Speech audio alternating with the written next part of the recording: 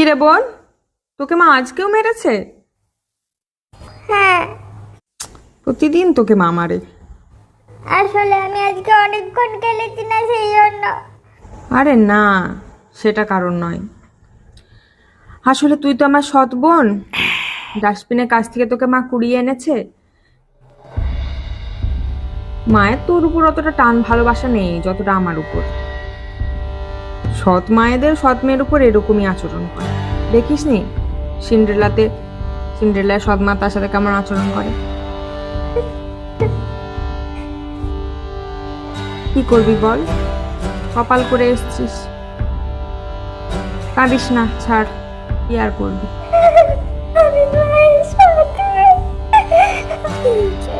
মা আমাকে মারে। দেখলি তো পার্থক্যটা, বুঝলি তো? আমাকে মা 5 টাকা দিল, তোকে 2 টাকা। আমি মায়ের নিজের মেয়ে, আমাকে বেশি তো দিবেই। তুই তো সৎ মেয়ে, মায়ের ডাস্টবিন থেকে কুড়িয়ে এনেছে তোকে, তাও যে তোকে 2 টাকা দিয়েছে এই অনেক।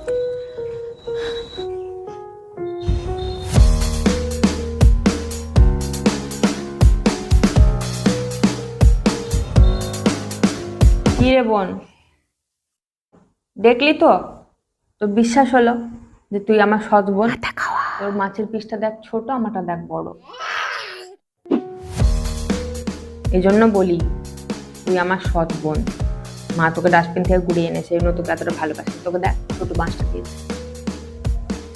মন খারাপ করিস না, খেলে।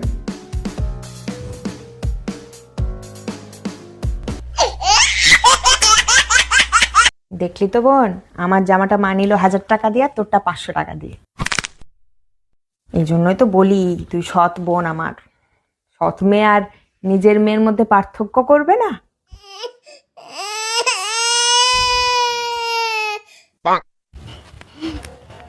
কি রে, মাকে জলগুলো ভরে দিয়ে এলি?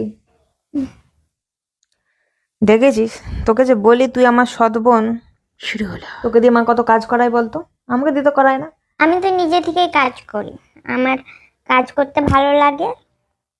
আমাকে বললেও আমি করব না, কারণ আমি মায়ের নিজের মেয়ে। আমার সে জোরটা আছে, তোর তো সে জোরটা নাই। তুই তো বললেই ছুটে চলে যাস কাজ করতে।